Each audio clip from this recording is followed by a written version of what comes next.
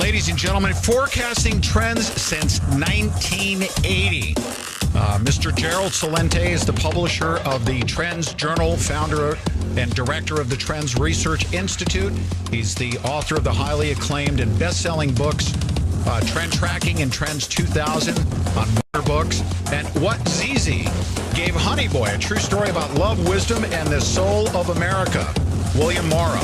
Mr. Celente and the Trends Research Institute have earned the reputation as today's most trusted name in trends for their accurate, timely predictions of hundreds of social, business, consumer, environmental, economic, political, entertainment, and technological trends. Mr. Celente himself is the reason why I came to alternative media back in the day, way back when. And I said this to him the last time he came on the show. This is his second visit to the show. He recommended and pretty much screamed at the top of his lungs saying, buy gold now, when it was $200 and something. And I failed to do so at that time. And gold quickly skyrocketed past where it is today. But he has been predicting things for many, many years. I've trusted his advice. Now we're looking at over decades, and I'm honored to have him on the Pete Santilli Show to not just talk about the trends into 2015, but can't wait to get his perspective on how we're going to be ending 2014. Mr. Celente joins me. Mr. Celente, welcome to the Pete Santilli Show, sir. Thanks for taking time out of your schedule. Thanks for having me on, Pete. And thanks for the kind words. You know, it's how are we ending? We're ending with a bang. Everybody just saw it. One of our top trends, written by Dr. Paul Craig Roberts in 2015 in the Trends Journal, is the grand manipulation. And what happened yesterday? Oh, look at the markets. They're all going so hot. Under the good news that the Federal Reserve is going to, quote, be patient with raising interest rates. They have not raised interest rates since 2006. Be patient. These people should be patients in insane asylums because they're destroying the economy by pumping it in with cheap money and keeping the Ponzi scheme going. And the people buy it and the markets react. And as we're speaking now, they're hitting new highs. So it's the grand manipulation is right in front of our eyes. Do me a favor, Mr. Celente. Tell everyone, and I'm sure you already know, what the impact is going to be as a result of this $1.1 trillion spending bill, where Jamie Dimon picks up the phone to get that bill passed, to have $300 trillion in derivatives exposure put on the backs of the taxpayers. Should we not be appalled by that? Not applauding? We should be appalled by everything that the Bloods and the Crips do. They're murderers and thieves. But for people that like to believe in their dream, they call them Republicans and Democrats. How many more people do they have to kill in wars and other atrocities before they call them murderers?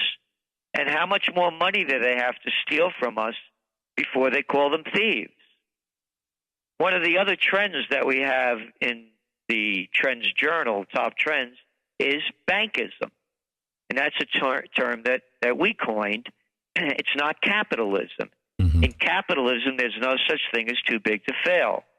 And the person writing that is Nomi Prinz, who wrote, among other great books, her latest book, All the President's Bankers. Why should this be a surprise? It's just another atrocity being committed by the banks that we, the people, have to pay for. And yet, people still believe in their two parties, even though they keep giving us the shaft. And again, it's right in front of everyone's eyes. You're looking at, again, interest rates have not been raised since 2006. We're going into 2015. And now they're saying to be patient. They may not even raise them 2015. All they're doing is pumping money into the system so the equity funds, the hedge funds, the investor capitalists can take this dough and gamble with it because they're creating nothing other than wealth for themselves. You know, these Occupy Peace people, you know, they had great intentions, but they got it wrong. It's not the 1%. It's the 0.01%. Here, figure it out. 85 people. It's not a lot of people. Everybody probably knows 85 people. 85 people in the world control as much money as half the world's population, 3.5 billion. That's a fact. You look at the new Pew study that came out yesterday. Hardly made the news. The gap between the rich and the poor is widened. It's at historical highs. So what they're doing with these record low interest rates, you're looking at merger and acquisition activity now at the highest level since 2007. You're looking at the stock market going up because the bigs borrow money for almost nothing, and they're buying back their stocks. And the banks borrow money at just about nothing, and they loan it back to us with credit cards that range from what, 18 to 36%? Mm-hmm. I mean, it's a bankism. It's a takeover. And it's in front of everyone's eyes, Pete, and they don't want to call it what it is. Yeah. Well, also, we need to call what we're seeing right now as to the stock market increasing in the hundreds. I think over the past couple of days, the stock market's rebounded by 500 points. That is no indication whatsoever of economic prosperity, is it? Absolutely not. Well, again, look at the numbers. Yeah, I just mentioned the Pew Research study. It also showed that since 2010, Americans' income has not gone up 1 cent, adjusted for inflation, while that 1% went up almost 8%. So no, it's not showing up. And you look at these unemployment numbers; they're a sham. Mm-hmm. Once you no longer got a job and you're off the unemployment rolls, they don't count you anymore. And you talk about Russia. I mean, this would have been a good one for the Soviet Union, but little boy Clinton did that one. All you liberal Democrats that love them so much. Yeah, the guy that also gave us NAFTA, that sold our jobs out to the Chinese. Oh, yeah, Bill Clinton. Hillary's running, isn't she? Bill Clinton, the guy that gave us GMOs. Keep shoving them down. Keep putting on those pounds. Yeah, Bill Clinton, the guy that deregulated the media. Yeah, that's why 5 companies own just about everything. Yeah, that Bill Clinton. Bill Slick Willie Clinton, the guy that also deregulated and killed the Glass-Steagall Act that prevented the bankers from stealing all our money. Don't forget to vote. And then they're going to say, well, he's better than Bush. Oh, yeah. He only killed how many people in Yugoslavia? Started the Kosovo War? Destroyed Iraq? Yeah. These liberals disgust me. They are such a bunch of low-life little coward hypocrites. They'll point at Bush, but they won't look at what their Clintons gave them. Well, come 2015, we're going to be hearing a lot about Clintons and Bushes. I hear Jeb Bush and Hillary Clinton are the quote-unquote ideal matchup for 2016. Can we expect anything different from Hillary and Jeb than we got from... They are the perfect matchup. They are the perfect matchup to screw us. How much more shafting do they have to do? Hey, maybe some rectal feeding for everybody. Hey, Bush liked that one. Why not make it popular for everyone? Because then they could keep spewing out crap. Because that's what comes from rectal feeding, and that's what's going on in this country. It's rectal feeding 24/7 by the prostitute media. It's a disgrace. A democracy, it's a joke. I have to tell you, there's never been a time in my career other than one other. And by the way, this is one of the ways I made my name as a trend forecaster. I wrote trend tracking back in the late 80s. And at that time, I forecast a new third party. And for some reason, when hardly anybody knew him, including myself, in that book, it became a Warner book, I wrote that Ross Perot would be the kind of maverick that the people were looking for. Mm-hmm. The conditions exist now for a third party more so than any time in my life. And I'm 68 years old. Mm. You look what's going on, Pete, in Europe with the Podemos party coming out of nowhere in Spain. Now they have 33%. You look now at the reconstituted Northern League in Italy. Mm-hmm. From nowhere, they're going. They're challenging along with Beppe Grillo's group. You look what's going on with UKIP in the UK. Now they have Labour and the Conservative Party worried because they're getting more votes than they are. This is the time for America, for all brave men and women to stand up for their country and stop the criminality that's being shoved down our throats and, according to Dick Cheney, shoved up our rectums. State-sponsored rectal feeding. Third party. Yes, sir.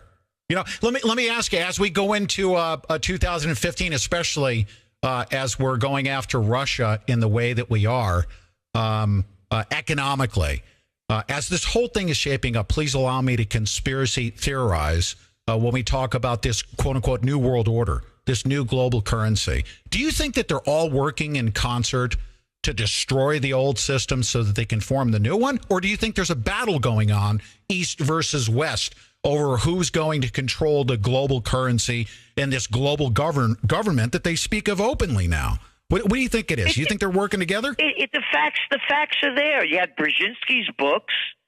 You have Robert Kagan, the neocon. It's all there, the plan to destabilize Russia and move more into the East.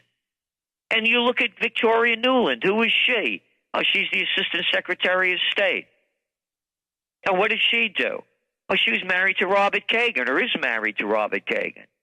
And you could, anybody, a year ago, just about today, Google it up. Victoria Nuland, Nuland, put in Washington Press Club. And there she is, paid by Chevron or sponsored by Chevron and Exxon, talking about her coming back from Ukraine. And Chevron had just cut an $11 billion deal to do hydrofracking in Ukraine. And here she is, our Assistant Secretary of State. There are photos of her passing out cookies to the demonstrators at Maidan in Kiev and telling us that the path for Ukraine is Europe. And they should follow the course set by the International Monetary Fund. It's there for everybody to listen to. There's her on audio tape talking to our Ukraine ambassador, the Americans' ambassador to Ukraine, Jeffrey Pyatt, talking about the overthrow of the Yanukovych government and how they're going to put, quote, Yatsen there, that little boy, Yatsenyuk. It's all there. There's no conspiracy. It's in front of everybody's eyes, and no one wants to call a spade, a neocon, or a crook. See, and that's what I'm talking about, because when I was looking at the Ukraine and seeing that battle, IMF versus the solution that Russia had on the table. Russia, especially with their balance sheet being the way it was, they offered up a solution to get the Ukraine out of trouble with respect to debt. Well, the IMF, the Victoria Nulands of the world, would have nothing to do with that. Is there that battle between two entities, that East versus West banking system, or are they working in concert to destroy us? Because they're obviously doing a very good job if it goes either way. But is there a battle? The United States. You're 100% correct, and not many people know the facts that you just put out. We wrote about it in detail in the spring edition of the Trends Journal. Yesterday, Putin gave his speech, or today, and how different it is. No notes, no teleprompter, and taking questions from all of the media. Mm-hmm. Not like the little show they put on here in the so-called free United States. And what he said at the end of his speech, and you can go on Russia Today and you can see the print, he said that they started setting this up with the Sochi Olympics and how they had started building it against it. The West started building it against them then. We wrote about this word for word in the Spring Trends Journal. Hey, Pete, don't get on a plane to Sochi. I got a reliable source that they got toothpaste bombs over there. Toothpaste bombs? You making this stuff up? No. I heard it from an official. An official what? Oh, those Black Widow bombers, they could show up at any time. And look at, they're killing all those stray dogs over there in Sochi. Don't drink the yellow water. Look what a terrible job they did with the hotel. And those homophobes, they even had Twitter sites up to knock Sochi. By the time the Olympics started, this is a fact. Americans' perception of Russia was at a 1994 low. It's propaganda. People ask me, what businesses should I get into? Get into the propaganda business. You can do it very cheaply, very stupidly, and people will buy it just like they drink 24-ounce or 32-ounce phosphorescent Slurpees.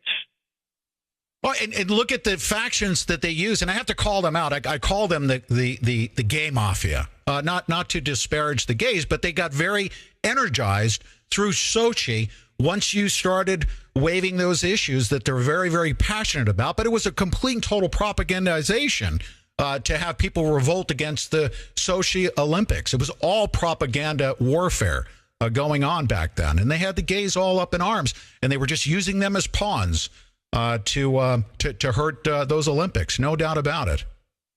No doubt about it. No doubt about it. And dog lovers. Everybody loves a dog, but not over there in Sochi. They kill them stray dogs, I tell you.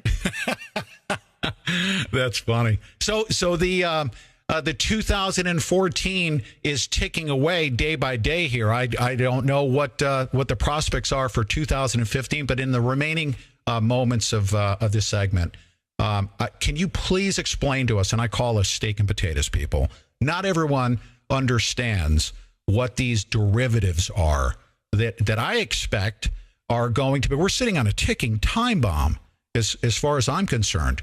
These derivatives that are poised. Let me make this clear. Please explain it to us. All the government is doing, as I mentioned, they've kept interest rates to, they have not raised them since 2006, okay? This has created another bubble. So here's the bubble, and here's the derivatives, and here's what we see happening. You're seeing what's happening to oil prices. It's not only oil prices, by the way. So it's not a conspiracy theory as we see it.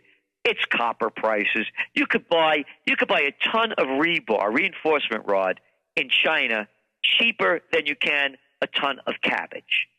Look what's going on in the stores with these 70% sales already. There's more supply than demand. Oil, corn, copper, go up and down the list, from commodities to finished product. Oil prices now, as we're speaking, are at, Brent is below $60, and West Texas is around $54. It's gone down over 45% since June. June, they were supposed to go up. They were at $115. That's our peak driving season. All right, now let's put it into perspective. 20% or more of junk bonds in the United States, energy related, tying into the shale and the fracking boom. Right. What's going to happen? Well, Not only in the United States. Start looking around the world. Let me ask you something. The bubbling that you referred to. This is what I see from a layman's perspective, and I'm not a technical expert in this regard. But I see them fabricating this bubble in the energy sector, knowing full well that they were backed up with derivatives, and they're placing bets on the. Is that a pretty accurate assessment? But it's not like they're doing it on purpose, like they did with the mortgage thing, where they knew that there was a sham. These people thought that oil prices were going to keep going up. But what they're not counting on, because they're sociopaths, is that the global economy is slowing down. This is a demand issue and an oversupply. But again, not only in oil, in corn, in copper, in rebar, in iron ore, in shoes and shirts and computers. And again, 85 people control more dough than 3.5 billion people. So you don't have a middle-class economy that could buy the product. So it's not like they did this intentionally. You have companies like General Electric that invested something like $18 billion in believing that this energy boom was going to keep going. And now they're going to be taking a big hit. So you had a lot of people that thought this energy was going to continue to explode, and all it's done is implode. Not enough. 70 million luxury apartments are vacant in China. You're looking at empty cities. Mm-hmm. They're dumping tons of dough into the system, and they can't prop it up. They got negative interest rates in Europe. Negative interest rates. You can't make this stuff up. Hey, Pete, you got some money to put in the bank? I'll tell you what. Yeah, I'll take the money, but it's going to cost you 0.25% to keep it there. It's going to cost you. You have to pay to hold your money. Right. Yeah. Wow. How much weight do you give to the Baltic Dry Index? I think there's a lot. You do? Okay. Tell us about the Baltic Dry Index and why everyone needs to pay attention to it going into 2015. That's the amount of shipping that's going on around the world. Right. And it's down. So when it goes back to, it's a very simple formula. If Americans and Europeans don't buy stuff, Chinese don't make it. The Indonesians, the Vietnamese, and other Bangladesh, and other slave labor countries. Mm-hmm. If they're not making, then Canada, Australia, Brazil, Bolivia, Chile, all of these export-rich countries, and many others, Angola, they're not shipping out natural resources. Mm-hmm. That's what's going on. There's a slowdown in China that's reflected in the slowdowns in the United States. Look what happened in Christmas spending, in Black Friday. It was down 11%. Mm-hmm. No, they didn't make it up on Cyber Monday. They got some of it back. Look what's going on in Europe. You're looking at unemployment levels in Italy not seen since World War II. Mm-hmm. You have 26% officially in Greece and Spain. You have in Italy 40% of the youth unemployment, 50% in Greece, and around that in Spain. You have a global slowdown. Again, go back to yesterday's news coming out from the Fed. We're going to be patient with raising them interest rates because we got to keep pumping in this cheap dough to keep the Ponzi scheme going. And even at that level, you're looking at new housing starts slowed down, and so too are new mortgage applications, even with these record low interest rates. Do you think and this is, to me, the Baltic Dry Index is a number that's very difficult to manipulate because I just can't trust any economic indicator here in the U.S. It's coming from the companies, and they're saying how tough it is. Mm-hmm. And that's essentially just movement of inventory throughout the world as countries are trading among each other, whether it be raw goods or you're saying natural resources. Wow. Product to raw goods, or raw goods to finished product. Okay. Wow. The very I would say that the most disturbing trend that I see overall, politically, economically, and you reference this in Bankism in your Trends journal. We've gotten so far away from free market capitalism. Our system is completely destroyed. And by the way, that's all we have time for. And I thank you so much. TrendsJournal.com is your website. We're going to provide links. I love everything you do, Gerald, and I thank you for taking the time out. And we're going to strongly recommend that everyone, if they want to know what's going on, especially into 2015, to get a copy of the Trends Journal. But thanks for taking the time out, Mr. Celente. Oh, thank you, Pete, and thank you for all you're doing. It's been a great segment. Thank you. All right, ladies and gentlemen, Mr. Gerald Celente, TrendsJournal.com, and we're going to provide all the links to how you can get a copy of the Trends Journal, of course. I've been following him for decades, and trusting his insight, his straightforward approach to exposing the truth, and I'm honored that he was willing to do that here today. We'll be back right after the top of the hour news break, right after this.